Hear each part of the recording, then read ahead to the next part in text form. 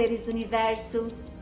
Estamos indo para a nossa quinta aula das resenhas da série Diário de um Constelador. E hoje o tema é: a realidade que nós vemos com os nossos sentidos físicos corresponde a 100% da realidade como ela é?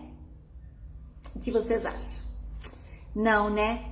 A resposta é não. Desde o princípio, os alquimistas já diziam que 50% a gente vê da realidade e os outros 50% estão ocultos, né? Então, sempre há informações maiores nos bastidores do que no palco. Eu venho falando muito sobre isso para desmistificar muitos assuntos. E parece que essa série vem muito a calhar com tudo isso que estamos vivenciando e com a proposta que eu já tenho no meu canal O Processo, que é trazer às claras, com linguagem fácil, assuntos mais complexos. Então, voltando para a aula de hoje. A visão sistêmica, ela também vai muito de acordo e está alinhada com as leis herméticas.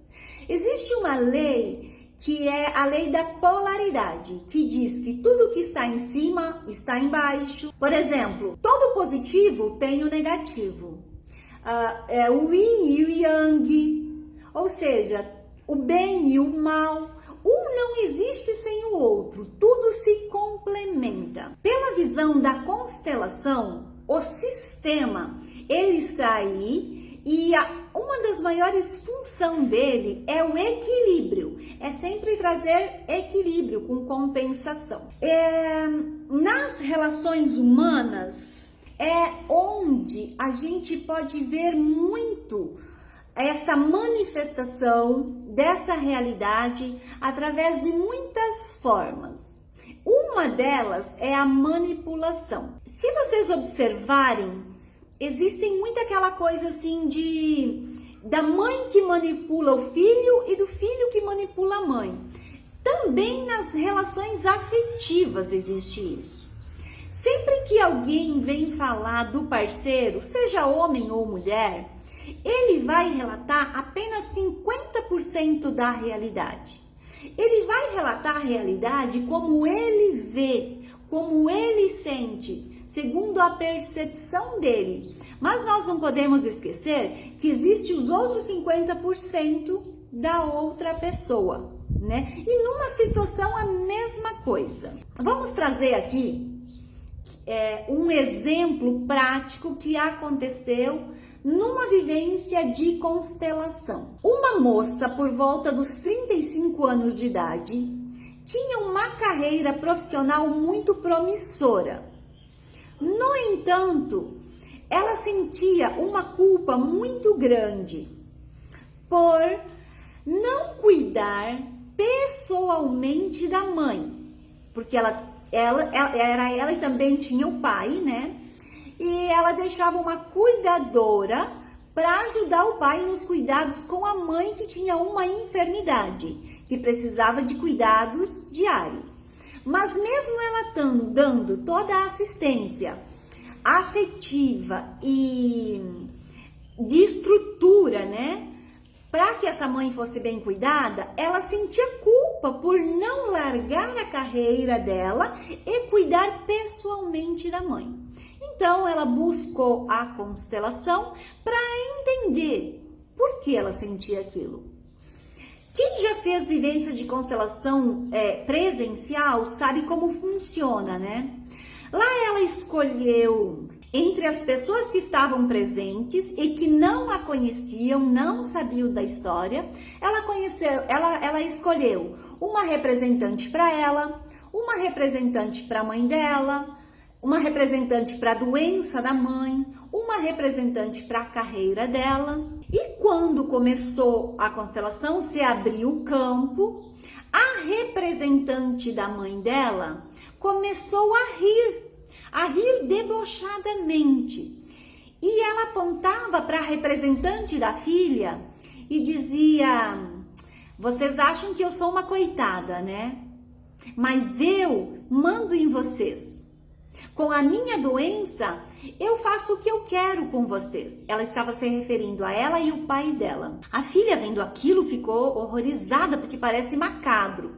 Mas passado toda a explicação do facilitador, o constelador que facilitava, dizendo que muitas vezes as pessoas não fazem isso propositalmente. Elas não têm a intenção de machucar ou de usar a outra pessoa, mas elas fazem isso para obter a atenção do objeto de desejo dela, que no caso era a filha, e o esposo, que era o pai da filha. Na psicanálise também a gente pode diagnosticar isso. Existe uma ferramenta, né, que dá para diagnosticar essa atitude que as pessoas usam, né, para manipulação. Então esse é um exemplo prático, né, que acontece.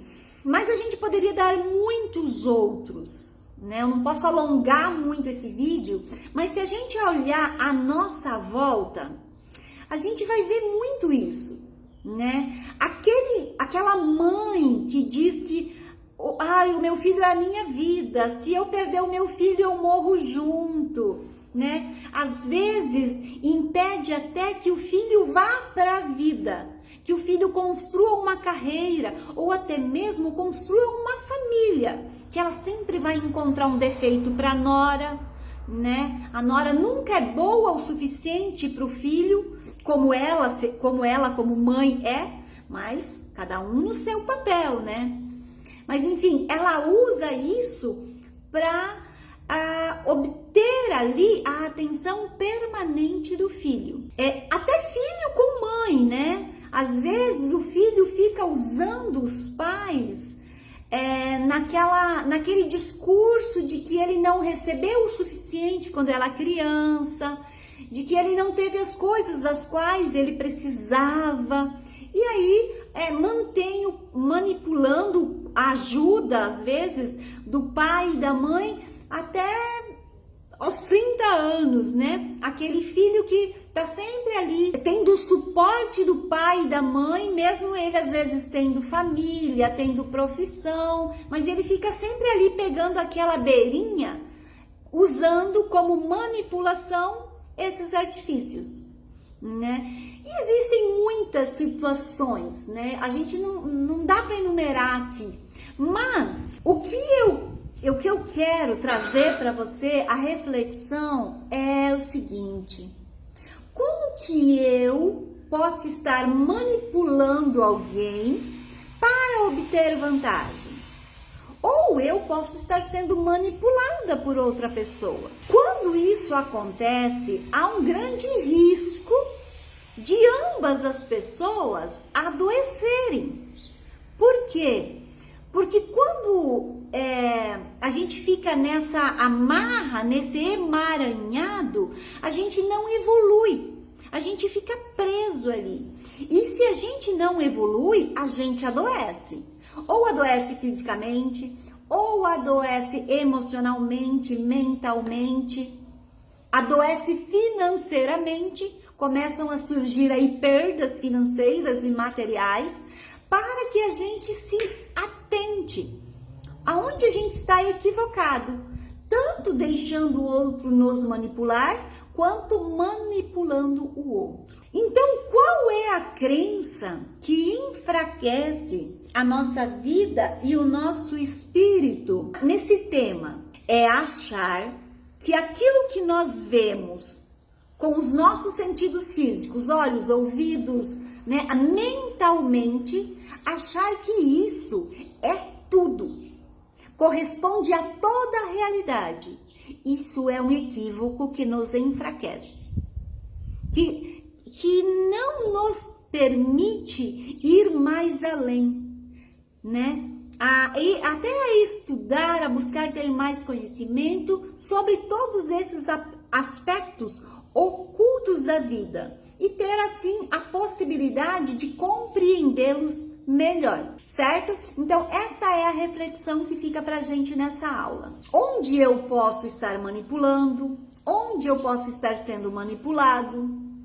o que eu acho que sei totalmente a verdade. E na verdade eu não sei. Tem coisas ali dentro inseridas que eu não sei.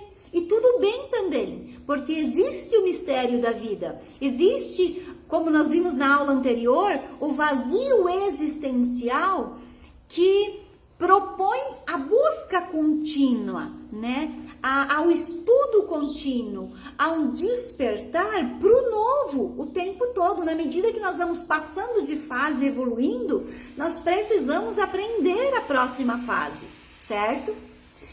Então é isso, eu espero ter esclarecido e eu estou disponível para trocar uma ideia sobre isso. Não deixa de ir lá no canal, se inscrever, curtir ou descurtir, compartilhar para que esses conteúdos possam chegar a muito mais pessoas. Ficamos por aqui então hoje e até a próxima aula. Beijos de luz, gratidão!